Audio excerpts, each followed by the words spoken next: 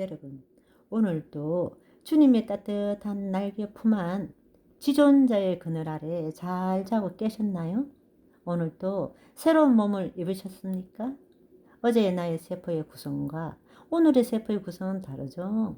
저와 여러분의 매일이 아침마다 부활의 영광을 맛보고 즐기는 새로운 날을 맞으시기를 소망합니다. 요즘 예수님의 승천편을 나누고 있는데 중간중간 새로운 감동이 자꾸 밀려와서 오늘은 우리가 그토록 소망하는 휴거 후에는 무엇을 하는가, 무엇이 되는가 라는 주제로 말씀을 나누고자 합니다. 오늘 드리는 말씀은 여러분이 어디서도 듣도 보도 못한 신기반기한 말씀이 될 것입니다. 휴거란 예수님이 오실 때, 공중 강림하실 때 몸이 들림 받는 거죠. 데살로니가전서 5장 16, 17절. 주께서 호령과 천사장의 소리와 하나님의 나팔 소리로 친히 하늘로부터 강림하시리니 그리스도 안에서 죽은 자들이 먼저 일어나고 그 후에 우리 살아남은 자들도 그들과 함께 구름 속으로 끌어올려 공중에서 주를 영접하게 하시리니 그리하여 우리가 항상 주와 함께 있으리라. 여기 구름 속으로 끌어올려 이 부분이 휴거입니다. 한문으로는 가질 휴, 들거, 영어로는 랩처, 공중으로 들림 받는다. 자, 그런데 우리가 흔히들 생각하기는 어느 날 갑자기 눈 깜짝할 사이 순식간에 휴거된다 그러시는데요. 휴거는 몸의 부활을 전제로 합니다. 부활이 되지 않으면 휴거되지 않습니다. 몸의 변형이 먼저 이루어져야 휴거됩니다. 휴거는 살아있는 우리뿐만 아니라 예수님 안에서 몸이 죽은 자들이 먼저 일어나 부활되고 거의 동시에 지금 살아있는 우리도 살아있는 이 상태로 몸이 부활됩니다. 몸이 변형되는 거죠. 어떠한 몸으로? 죽지 않고 썩지 않고 아프지 않으며 빛을 입은 상태로 영원한 몸이 되는 것이죠. 이 부활의 몸은 공간에 대한 제한이 없습니다. 순간이동, 공간이동이 자유롭죠. 예수님의 부활의 몸을 보시면 이해가 되십니다. 아무데나 생각하는 곳, 원하는 곳에 나타나십니다. 제자들이 유대인들을 두려워하여 모인 곳의 문들을 닫았더니 예수께서 오사 가운데 서서 이르시되, 또 도마와 함께 있고 문들이 닫혔는데 예수께서 오사 가운데 서서 이르시되, 그리고 예수께서 디베랴 호수에서 또 제자들에게 자기를 나타내셨으니, 또 있습니다. 엠마오로 내려가던 두 제자에게 나타나시고 음식 잡수실 때에 떡을 가지사 축사하시고 떼어 그들에게 주시니 그들의 눈이 밝아져 그인 줄 알아보더니 예수는 그들에게 보이지 아니하시는지라. 이렇게 나타나시기도 하고 사라지시기도 하십니다. 시공간 초월 중 일단 공간 이동이 자유롭습니다. 이 부활의 몸을 입어야 나팔 소리가 울릴 때 공중으로 순식간에 이동을 합니다. 부활은 몸이 한번 죽었던 사람이든 한번 죽지 않았던 사람이든 예수님의 공중 재림 시에 부활해서 공중에 지금 내려오고 있는 새 예루살렘 성에 부활의 몸으로 들어가는 것입니다.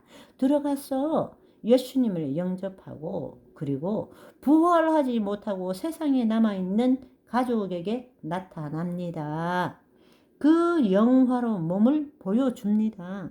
그리고 같이 이야기도 나누고 같이 식사를 합니다.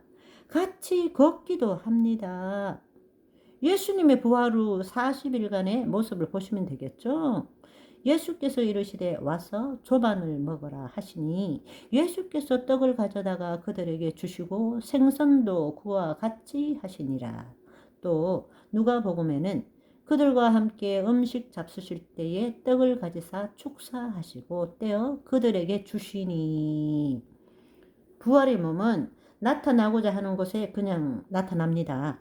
그리고 음식을 먹습니다. 이야기를 나눕니다. 우리 휴고될 자들에게는 예수님이 하신 일을 할 수 있고 더 큰 일도 할 수가 있습니다. 하나님은 모든 사람의 구원을 받으며 진리를 아는 데 이르기를 원하시느니라. 이 말씀을 우리 휴고 신부들이 이루어 드리는 것입니다. 그러면 휴거 신부 중에서 산채로 부활되지 않고 한 번 죽은 후에 다시 살아서 부활하는 사람은 어떤 과정을 거치느냐. 에스겔 37장 5절 주 여호와께서 이 뼈들에게 이같이 말씀하시기를 내가 생기를 너희에게 들어가게 하리니 너희가 살아나리라. 너희 위에 힘줄을 두고 살을 입히고 가죽으로 덮고 너희 속에 생기를 넣으리니 너희가 살아나리라. 살아있는 채로 부활한 우리와 똑같은 몸을 입고 우리와 동일한 일을 합니다. 가족에게 나타나고 안 믿는 사람에게도 나타나고 자기 민족에게 자기 원하는 곳에 수시로 나타납니다. 공중의 예루살렘 성에도 갑니다.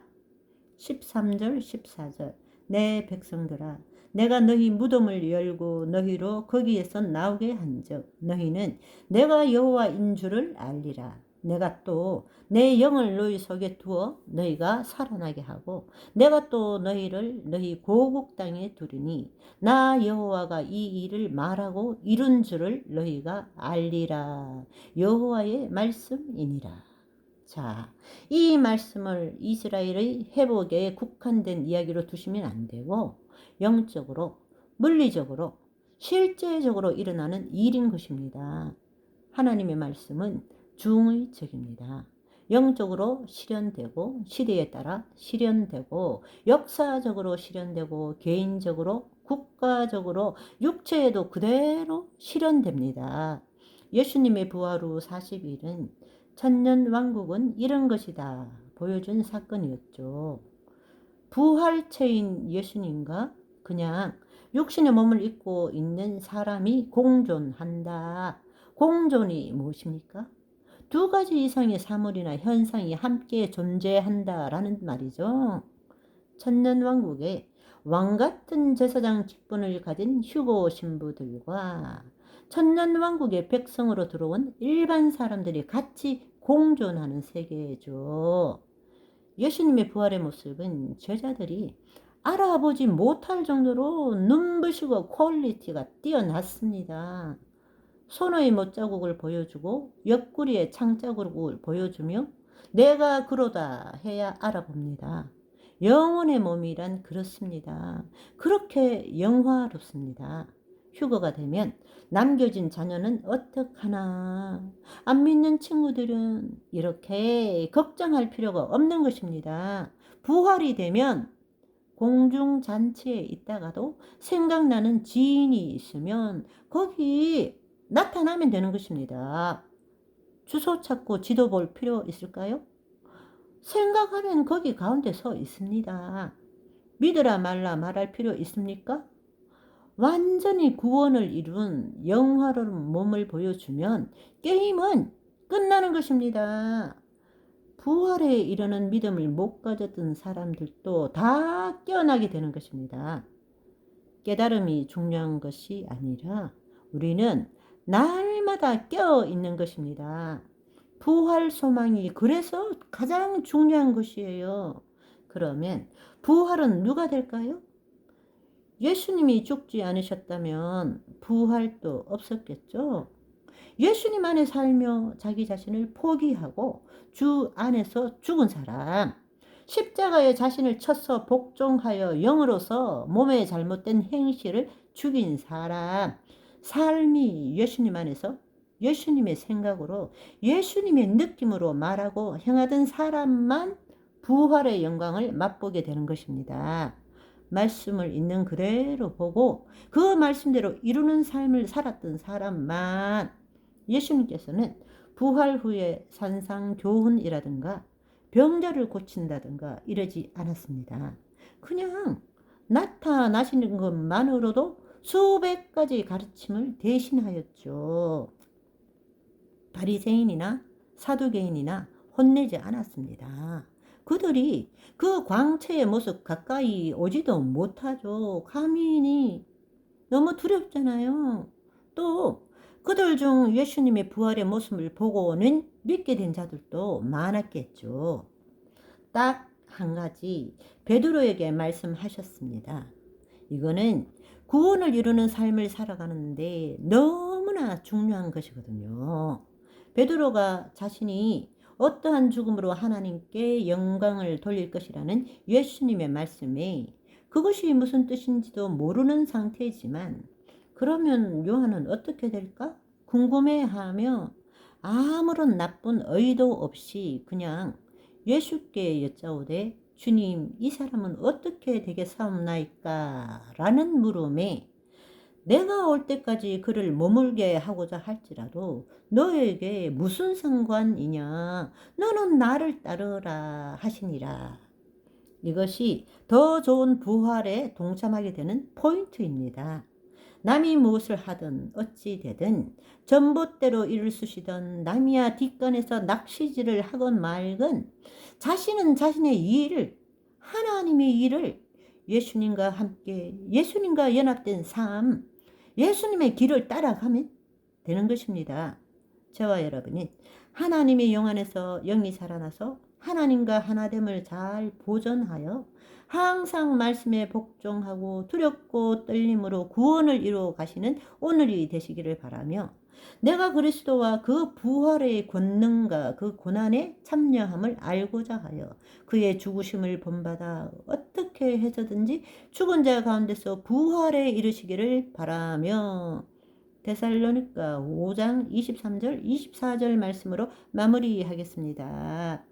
평강의 하나님이 친히 너희를 온전히 거룩하게 하시고 또 너희의 온 영과 혼과 몸이 우리 주 예수 그리스도께서 강림하실 때에 흠없게 보존되기를 원하노라. 너희를 부르시는 이는 미쁘시니 그가 또한 이루시리라.